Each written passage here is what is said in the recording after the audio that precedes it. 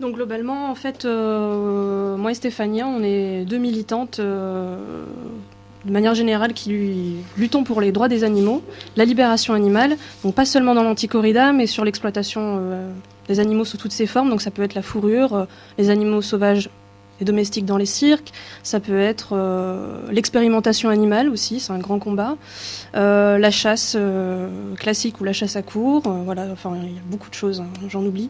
La chasse à courre existe encore en 2015. Elle existe encore, voilà, elle est même pratiquée en Gironde aussi.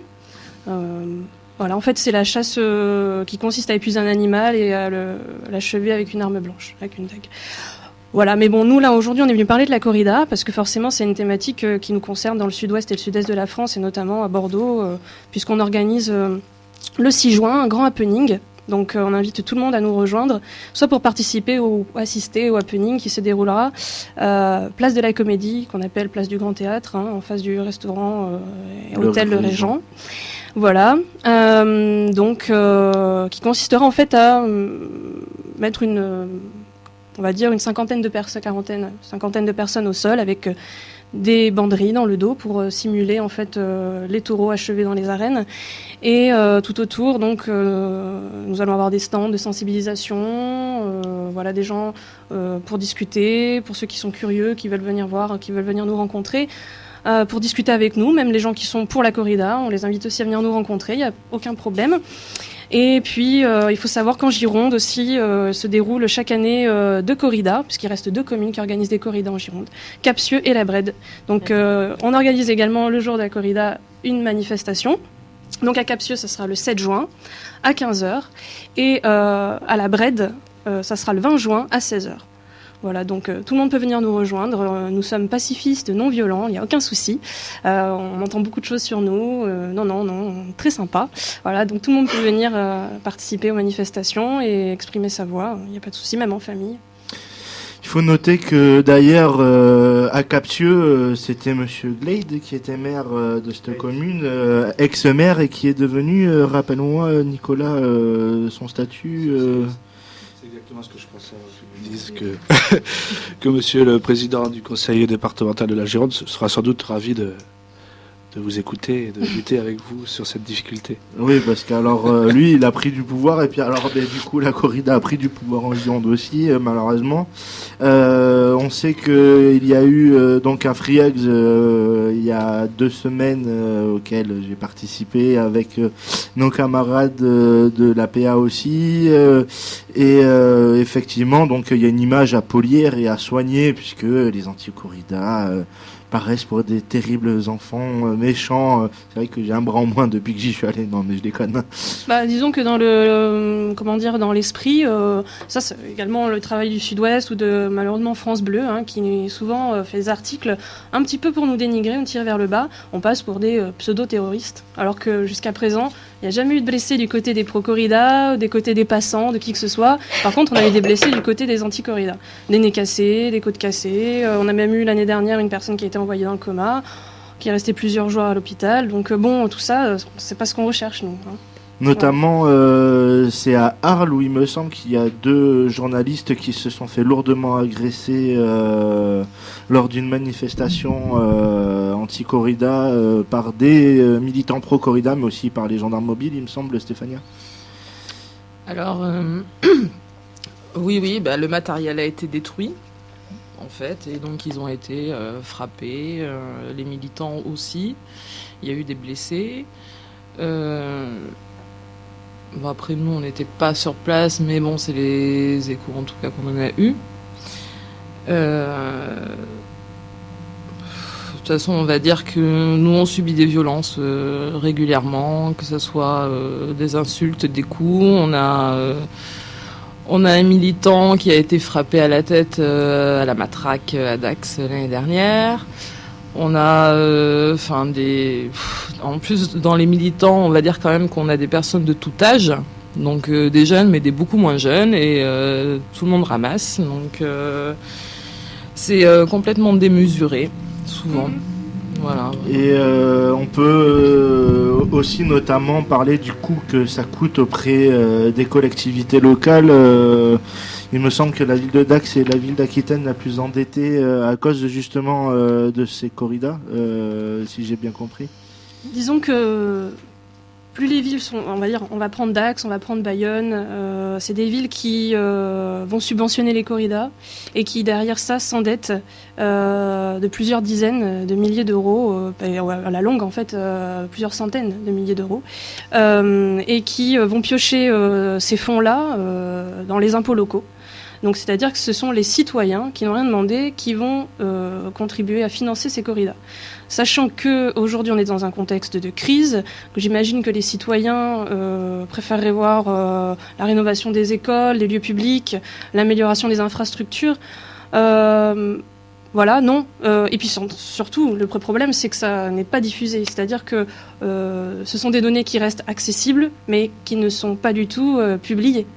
Donc ça, les gens ne sont pas au courant du tout, que les impôts locaux servent à financer des noviadas, des corridas. Je me souviens être venu avec vous lors d'une des manifestations qui avait eu lieu à Magesque. Et donc c'était une commune de moins de 2000 habitants qui accueillait une corrida qui se faisait sur des veaux, faut préciser. Et dont l'entrée en plus des mineurs est quasiment gratuite si je ne m'abuse pas, et en plus c'était des adolescents qui piquaient les veaux, donc c'était de l'entraînement, donc autant dire que c'était même plus de la boucherie mais de la barbarie. Le mot est plutôt adéquat, et peut-être que s'il y aurait un mot au-dessus de barbare, ça serait plutôt ce mot-là. Et donc en plus on favorise donc la vision de ces massacres à des enfants qui pour l'avenir n'auront que ces images en tête en fait. Mm-hmm. C'est-à-dire que oui, d'une part il y a les écoles taurines, c'est pareil, ça on en parle peu, on parle surtout des corridas. Il faut savoir qu'en France il y a des écoles taurines, c'est-à-dire que ce sont des lieux où les enfants sont formés pour se préparer à devenir des futurs picadors, des futurs toreros. Et idem, c'est des lieux qui sont financés par les impôts locaux, où les enfants s'entraînent sur des veaux.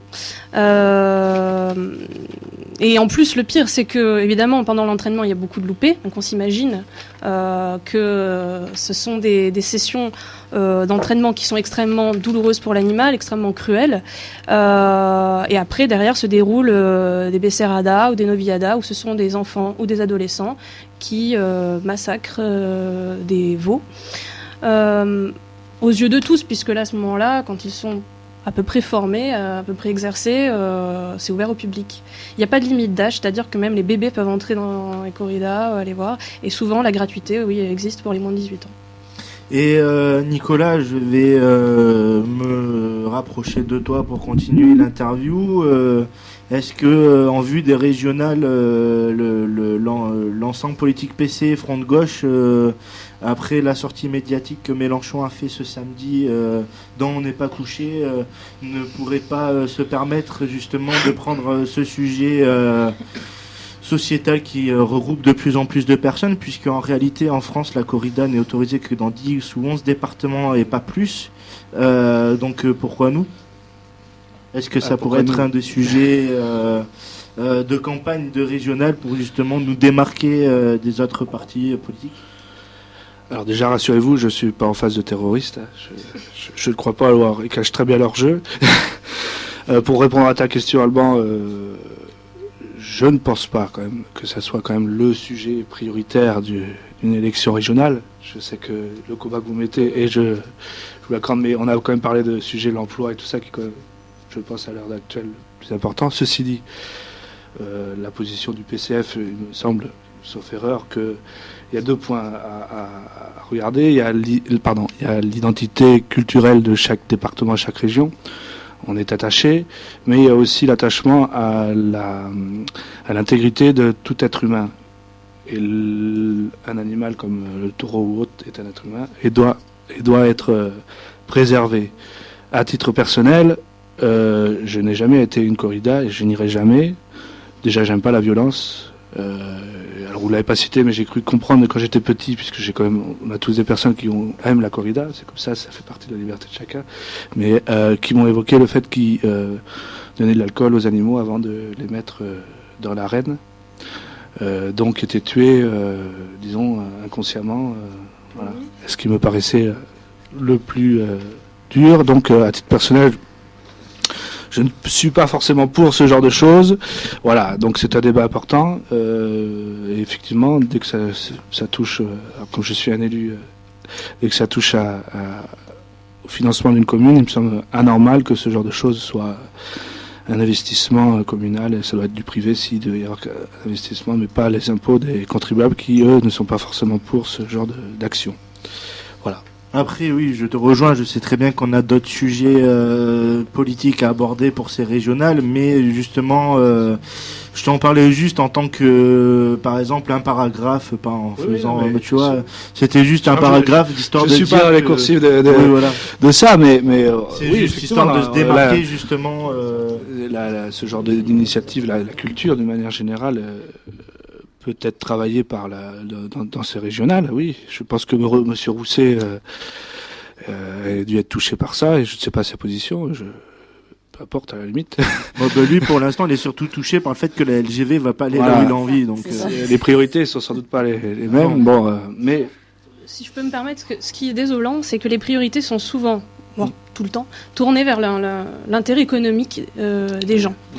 Alors, si je peux comprendre quand même, ça m'empêche pas de penser que c'est quand même triste d'être toujours omnibilé par le porte-monnaie.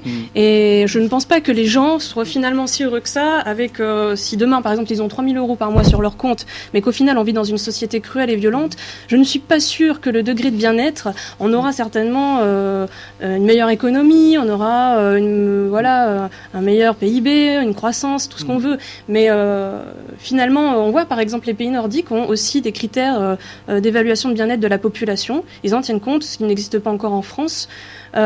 Mais grâce à ça, on peut aussi s'occuper, avoir des préoccupations vers des sujets de société qui n'ont rien à voir avec l'emploi et le chômage. Je conçois qu'aujourd'hui, les gens ne soient pas vraiment intéressés par la corrida, le bien-être ou la libération animale.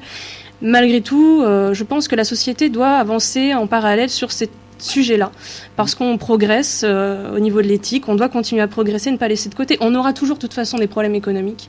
On est tellement nombreux dans cette société qu'on aura toujours la crise du logement, la crise de l'emploi. Donc on ne doit pas pour autant négliger derrière tout ce qui est respect des autres, que ce soit respect des humains ou des animaux. Et derrière ça, la corrida, c'est un sujet qui est local, sur lequel on a beaucoup de mal à mobiliser les élus, puisque on a également fait un travail on a cherché à contacter des députés. On s'est rendu auprès de plusieurs députés en Gironde pour leur proposer de co-signer des propositions de loi qui ont été déposées à l'Assemblée nationale par 3 partis, le Parti socialiste, l'UMP, Europe Écologie Les Verts.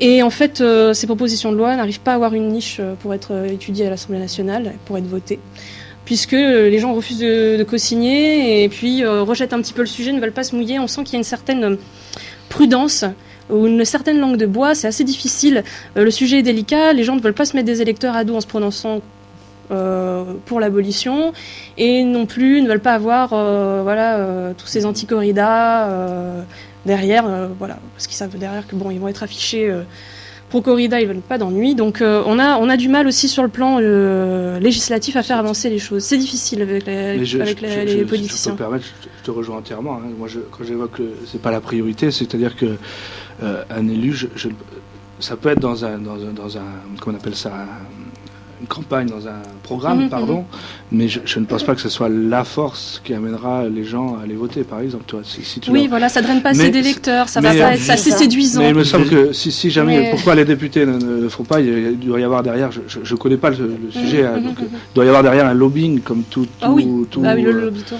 Et c'est sans doute pour ça qu'ils ne forcent pas. Mais beaucoup de verrous. On a le Premier ministre Manuel Valls qui est aficionado. Oui, voilà, c'est effectivement ça, je l'avais vu. Mais il y a 11 départements qui l'ont interdit, si j'ai bien compris. Pardon ? Il y a 11 départements qui l'autorisent, en fait. Qui l'autorisent, ça veut dire que tout le reste, pour le moment, l'ont interdit. En fait, dans le code pénal, la corrida, toutes les pratiques cruelles, les sévices graves et actes de cruauté sont interdits en France. Ça représente 2 ans d'emprisonnement et jusqu'à 30 000 € d'amende. Par contre, dans cet article, le code pénal, il y a un alinéa, l'alinéa 7, qui autorise, dans 11 départements, les combats de coqs et les corridas. Pourquoi ?